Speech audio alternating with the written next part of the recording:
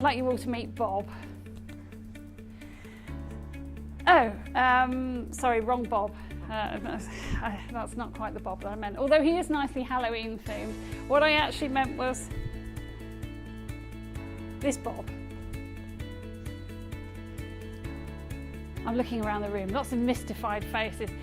What's she talking about, Bob? Can anyone guess what Bob stands for? I'll give you a clue, it's B-O-B. No? Still blank? Come on, guys. It stands for Big Orange Buttons. That Bob, not SpongeBob. Does what it says on the tin. So a big orange button, actually, it doesn't necessarily need to be big, it doesn't necessarily need to be orange, and it doesn't necessarily need to be a button. What we're talking about here is deciding what you want people to do on a page, so that's your call to action, as Ria was just saying. Take your call to action and make it stand out. So it does often mean literally making it a big orange button. But more typically it might mean putting something in a contrasting colour, making something stand out in the way it's laid out on the page, or just even simply having it there, like at the bottom of your blog where you put your, contact us on this number. That can also be a Bob, figuratively speaking, not literally a Bob. So this is my friend Bob. We have seen quite spectacular results in the past with clients' campaigns. So at Ascendancy, one of the things we do a lot of is Google AdWords advertising. So that's where people will pay Google to advertise, and every time somebody clicks on your ad, you'll pay a fee to Google. Now, if you're paying for all of your traffic, you are going to feel quite strongly about wanting to get some inquiries off the back of that. Otherwise, you might as well have put your money down the toilet. So you're going to feel really strongly about trying to get as many of those people to convert into inquiries or sales as possible. So just thinking back a few years ago, we were working with a client in the weight loss industry, and what they sold was gastric band surgery, which could be £10,000 a time. So they were spending quite a lot on their clicks. I mean, a click in that industry, it could cost £5 just to bring one person to your website. That's how competitive it is. Now, when we first started working with them, they had a conversion rate on their landing page of about 2%.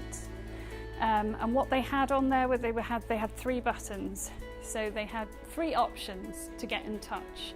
You could either call them, you could fill in a contact form, or you could, I don't know, I can't even remember what the third option was, but there were 3 of them.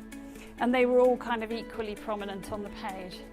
And guess what? Only 2% of people did one of them, any one of them. So we said to them, this is too complicated. People are going to be thinking, well, do I phone them? Do I email them? Get decision anxiety and run away again. So first of all, we rationalised that we just had one single button there, which was to fill in a much shorter contact form. So rather than having a great big long contact form where we asked them about all of their medical history, etc., we cut it down to the bare minimum number of boxes, to maybe 4 or 5 boxes on the form.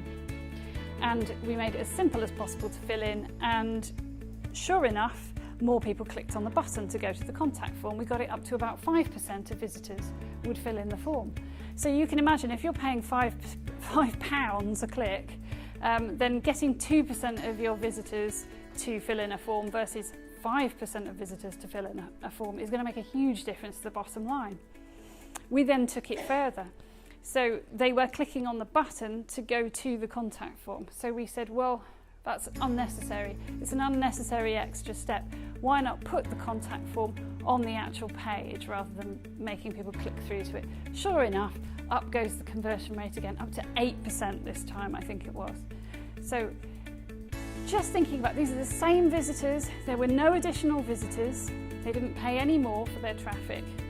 But suddenly they've multiplied their return on investment several times over just by making it easier, just by adding, if you like, a Bob. It was actually orange, I think, as well.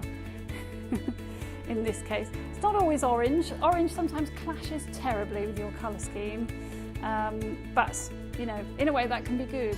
We worked with a web designer a couple of years ago who told us that the calls to action on the client's website were deliberately subtle.